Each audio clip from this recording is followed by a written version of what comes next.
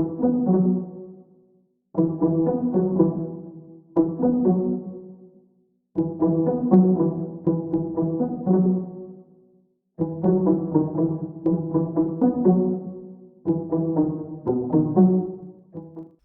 sakoroka tany Vatomandry izay tsy nanekeny ireo vahoaka ny ametrahana ny samboadiny ireo olombofidy izay lany be ny tanàna farany teo izay tsy mifanaraka amin'ny safidim-bahoaka araky nambaran'izy ireo hatrany dia isa nitondra ny fanazavany ihany koa Ramatoa Sofia Ratsiraka.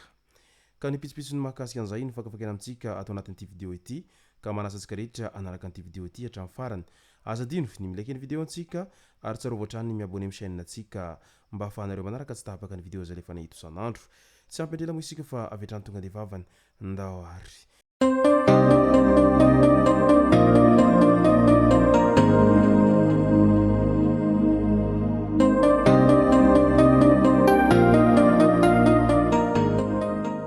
Ny tonga tsy miarahaba hono na mantesitra ka dia faly miarahaba isika rehetra mpanaraka tsy tapaka an'ity chaîne ity tenako amin'ity androandroany ity. Arakin'izay efa natsiviko zay dia ny mahakasika ilay raharaha izay nahitana savorovory tany Vatomandry tany no tena iompanantsika atao anatin'ity vidéo ity. Fa milohan'izay dia andao aloha horetsantsika ireto tsara ho fantatra manaraka ireto. Mitohy ny hetsika filatsahana anelonaina ataon'ireo mpizahatany izay teratany vahiny maromaro any amin'ny nosy Mitsio, nosy Behelville. Iray tamin'ireo vazaha ireo no nianjera teo am-pilatsahana anelonaina tamin'iny andro ny omahaliny. Vehivavy sahabo ny ho 12 taona izy io ary teratany Norvezianina. Vokatry izany fianjerana izany dia naratitra ny tongony saingy tsy misy atahorana ny aminy noho ny hakingana izay nataon'ireo mpamonjy voina azy tany an-toerana tany. Efa mandray fitsaboana ao Nosy Be ihany koa ilay vehivavy vahiny amin'izao fotoana izao, hoy ny loharanom-baovao hatrany. Nanamafy ny tompon'andraikitra fa mitohy hatrany ny hetsika na dia teo io sampona io.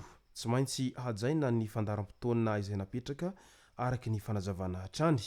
Eo amin'ny mahakasika ny tantarany Rain'ilay Arovony indray no nitondrany prinsesy Antananarivo fanazavana mahakasika ny fanambarana izay nataony Patrick Raharomanana tao amin'ny tambazotra Facebook.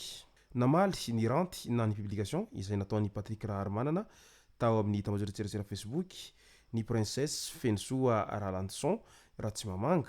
Mamboly fankahalana ny fizarazarana ary tsy azo ekena ny fanonana ny razana atao ho fitaovana hanodikodinana ny tantara sy hanasoketana olona araky nambarany hatrany.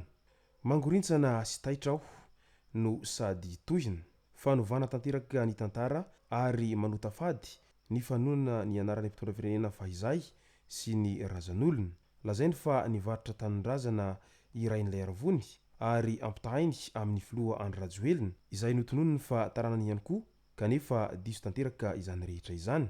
Tsy mitady ny marina izy fa mamboly fankahalana sy fizarazarana ho hiatrany ny prinsesy ny Antananarivo ao araky ny fanazavany tao amin'ny gazety iray izay mivoaka isan'andro ny tolakandron'iny omahaliny. Nanamafy hatrany ny prinsesy fa niady ny fiandrianam-pirenena ny mpanjaka Ranavalona fahatelo sy ireo mpiaradia taminy. Tsy misy profo manamarina fa nivarotra any Madagasikara Rain'ilay Arovony. Mifanohitra amin'izany aza ny zava-misy nahatonga azy ho laza sesitany. Noho izany dia manohina ny fo ary tsy mendrika ny fanodikodinana ny tantara tahaka ireny ho hiatrany ny nambarana. Malahelo araka izany ity prinsesy izay ao Antananarivo ity eo amin'izay fanambarana izay nataony Patrick Raharomanana atao amin'ny pejiny izay. Eny sarotra alohan'ny mandainga fa raha ny tena tantaran'i Madagasikara sy ny zavatra tena nisy marina hatr'izay ka mandraky teny androany dia mbola maro ireo zavatra izay azo lazaina fa mifamaofao ary mbola maro ihany koa ireo izay tantara tsy voatantara araky ny tokony ho izy ka tsy vitsy amin'ny malagasy no tena tsy mahafantatra ny atao hoe tena tantaran'i Madagasikara sy ny malagasy marina izay. Fa aleon'ny malagasy aza mianatra ny tantaran'ny firenenkafa toy izay hahalala ny marimarina kokoa amin'ny mahakasika ny tena tantaran'ny firenena i Madagasikara io. Ka izay no mahatonga an'ireo olona sasany izay tafanaraka anjambany ao ihany koa ireo olona sasany izay minia manadiso ny tantara itsiro. Ka noho izay tokony ampahafantarana ny be sy ny maro ny tena marina ao ambadika an'izay tantarany tena Madagasikara izay sy ny hoe tena malagasy izay ary raha tsy fantatsika izay dia sarotra amintsika ny handroso satria na ny tantarantsika sy ny fototra izay naingantsika aza tsy fantatsika dia ahoana no ataontsika mba ho tonga amin'ny tanjona izay tiantsika tongavana izay. Andao amin'izay ho resantsika ny mahakasika savorovoro izay nisy tao Vatomandry tao. Tsy mankasitraka ny hetsika karakarain'ny fikambanana ny ben'ny tanàna ao amin'ny distrikany Vatomandry izay hametrahana ny samboadin'ireo olom-bofidy tamin'ny fifidianana kominaly farany teo ny député Sophie Ratsiraka. Filana voatsiary sy filanan-kisa ny fanaovana tsinontsinona ny vahoaka ny fametrahana amin'ny fomba ofisialy tamin'iny andro ny sabotsy 20 aprily iny ireo ben'ny tanàna izay tsy lanim-bahoaka tamin'ny fomba demokratika manoloana ireo kandida izay nahazo hatramin'ny 570 ary vatomanan-kery avokoa izy ireo.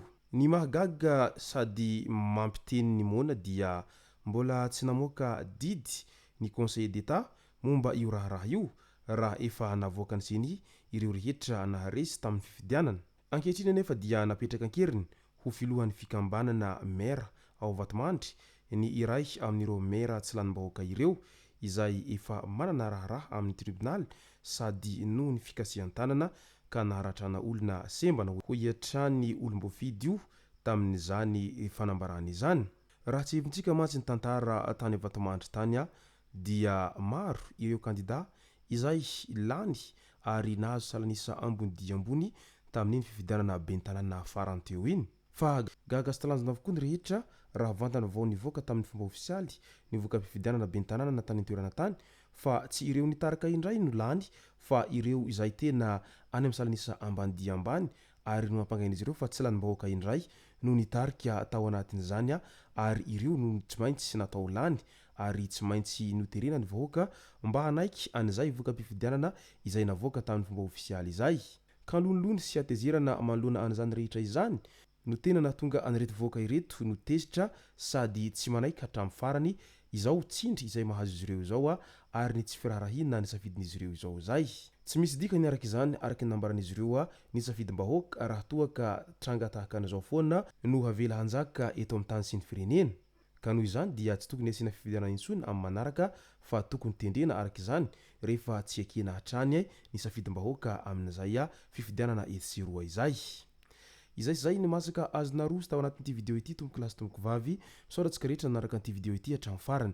Aza dino ny milaiky ny video antsika ary tsarovatrany ny miabony amin'ny chaîne antsika mba ahafahanareo manaraka tsy tapaka ny video zay lefa nahito isan'andro. Tomboko lasy tomboko vavy mankasitraka dia mirary soa.